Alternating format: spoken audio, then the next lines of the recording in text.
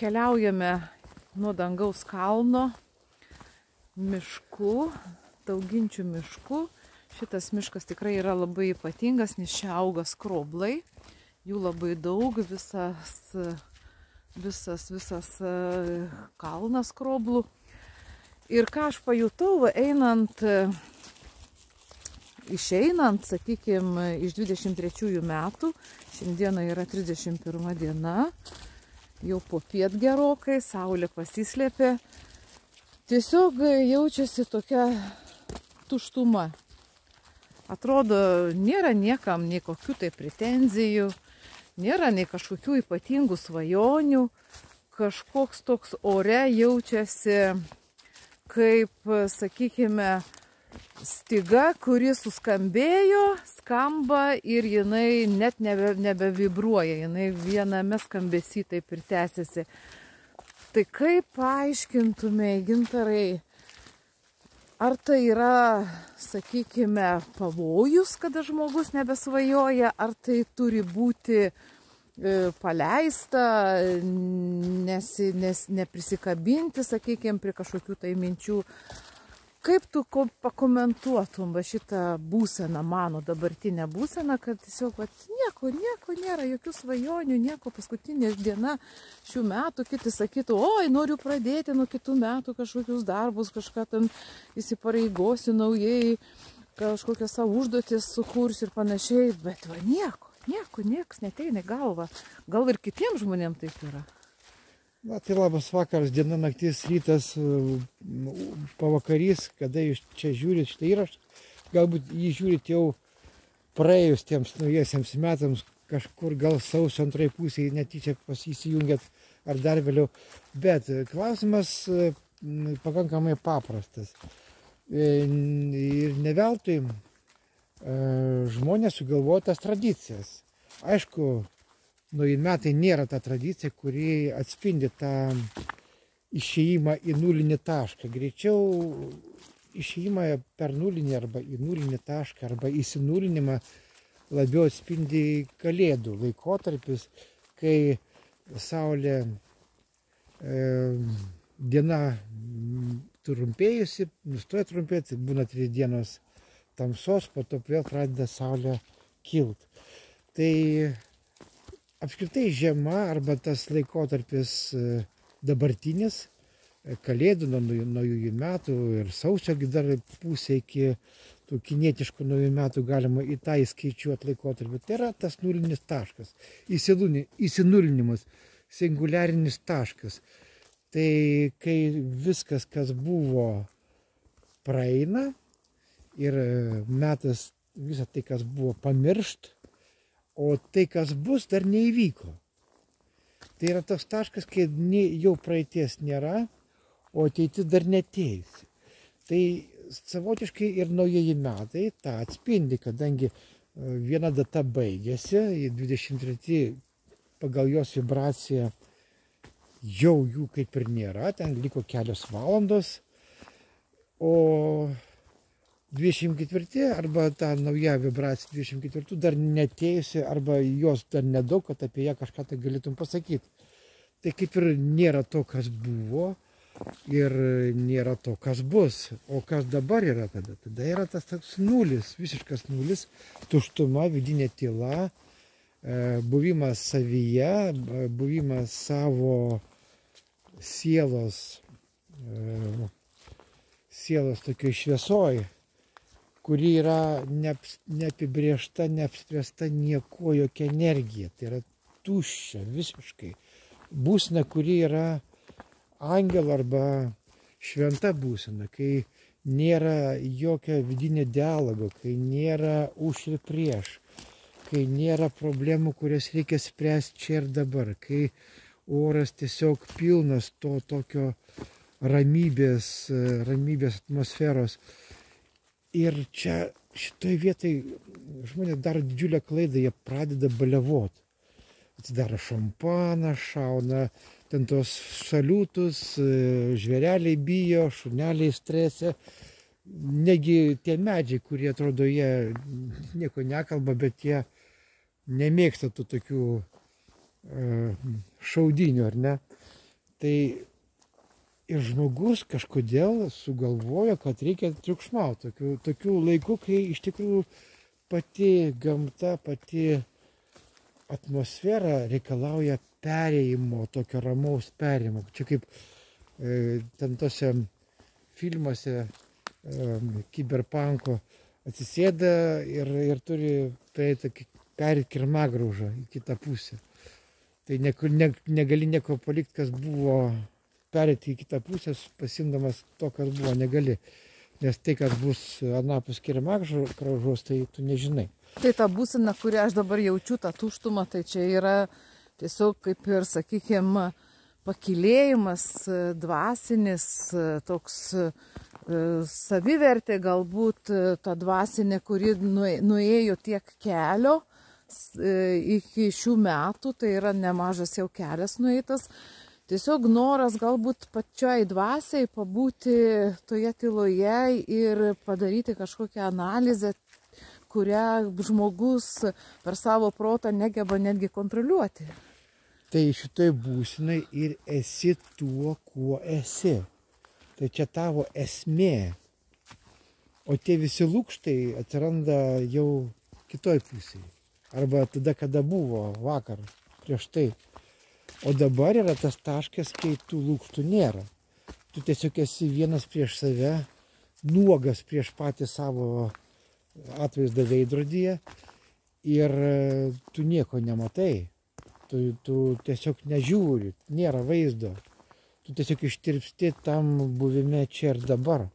Bet ko gero daugeliu žmonių reikėtų palinkėti, kad belaukiant naujųjų metų, sakykime, kada tikrai mes labai sureikšminame tos praeinančius metus, stengiamės kažką prisiminti, ką padarėme, ko nepadarėme.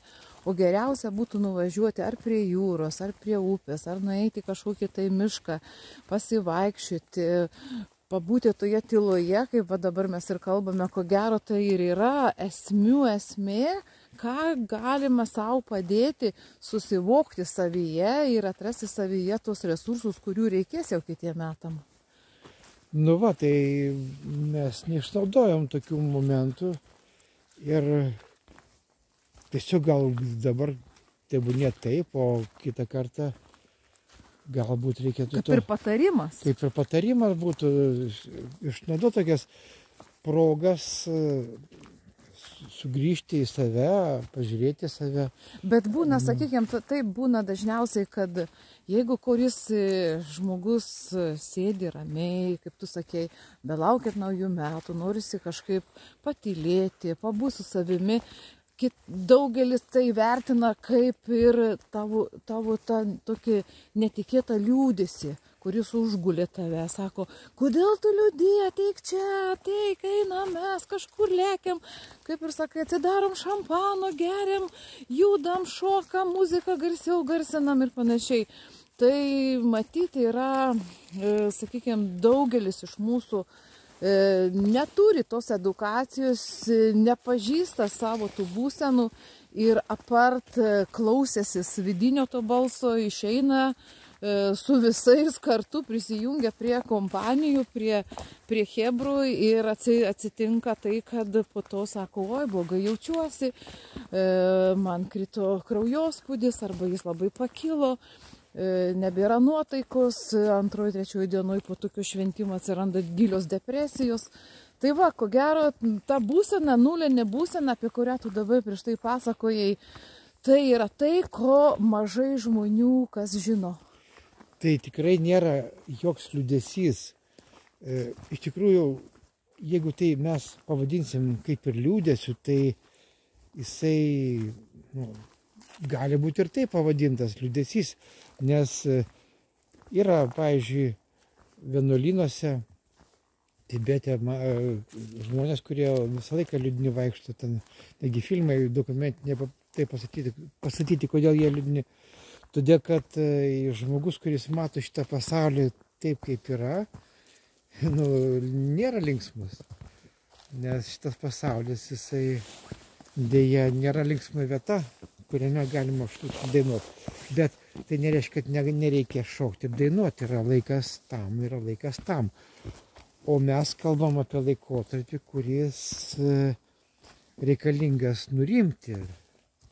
Ir netgi lietuvių kalboje yra rimti, mirti. Ir net tik tai 2 žodžių vietomis sukeitimas tas, ar ne, lemia. Tai praktiškai tas pražodis, galima sakyti. Tai mirtis, liūdesys, mirtis, įsinūlinimas. Ir jeigu imsime tas pačias vestuvės, ar ne, taigi prieš sakramentą, ten prieš tą altorių, taigi verkia visi, ar ne, liūdi. Jiems liūdna, jie ten, irgi čia gal tas nulinio taško praėjimas. Aš galvoju taip, kad nereikia nieko smerkti, kurie tenais šoka, dainuoja. Bet sutikus ar tą, pavyzdžiui, tą slengstį, Ta būsena pajutus. Ir jinai turi savaime tave išvesti į kažką, kas po to jau pasikeis į tą linksmą pusę. Tave gali koks kaimynas pakviesti, kitam dainuoja ten to su dideliu buteliu tenai. Ir viskas. Bet tada visai kita savijauta yra. Bet jeigu ten baliavot, tai baliavot galima vėliau. Tengi ir po to akistato su savimi, po to nulinio taško galima juk. Bet nieks nesako, kad to nereikia. Visko gyvenime reikia, to, 3, 4. Bet šitą būseną, tiesiog mes kartais, gal mums taip išmokė, gal mums taip suformavo mūsų tokia pasaulėžiūra, kad reikia tą švęsti naujus metus. Ir jinai, kada atsirado ta tradicija, tai aš tai prisimenu, kad sovietmečio čia tradicija. Čia būdavo tie visi aganiokai, visokie šampanai, mišrainės, mandarinai. Graži tradicija, viskas, bet vėlgi, tais laikais vėl kiti buvo dalykai. Dabar žmonės truputėlį daugiau to dvasingumo žinių turi. Ir tokie klausimai kyla, kodėl tokia ramybė. Nei turi būti ramybė. Bet kaip nekeista, šiandieną ir gamta, nei vėjelio. Praėjom visus kalnus čia esančius, upė ir ta tokia, sakykime, pilna vaga bėganti minėje, nei šniokštė, nei jinai draskosi. Tiesiog atrodo teka taip susikaupus, taip atsakingai, kad nenuneštų Kartenos miestelio, kad dar paliktų viską, kas yra sukurta žmogaus. Tai pati gamta šiandieną yra tiesiog išskirtinai tokia leidžianti iš tikrųjų susikaupti, kaip ir tu sakai, prieš kitus metus, 24 metus, kurie yra virsmo metai. Kurie yra naujo gyvenimo etapos. Susikaupti nereikia, nes tada reikės atsinešti kauptuką. Pradėti kaupti, taip. Iškaupti. Kauptuku, tai kauptis nereikia. Reikia tiesiog atsisėsti ant kelmelio ir pasėdėti. Jo, pasėdėti, pažiūrėti į visą šitą aplinką. Ir skruzdėlynas miega dar kol kas eina. Pažiūrėsim, kaip jis čia atrodo. Ir atėjęs kažkoks skruzdėėdas, kuris bandė, ko gero, iškrapštyti. Kažkas buvo uždėjęs savo letiną. Buvo, bet čia ne meška, ne meška. Čia buvo kažkas atėjęs, matyt, norėjo pasikėsinti, kai skruzdžių pylė. Tai norim palinkėti visiems gerų metų, ateinančių 24-ųjų. Ir jeigu atsidursite nuliniame taške, kaip aš uždaviau pradžioje tą klausimą, tai vadinasi, tai yra starto ženklas, kuris labai gerai jį įjungus pradėti naujus planus ir manau, kad sėkmė tikrai bus.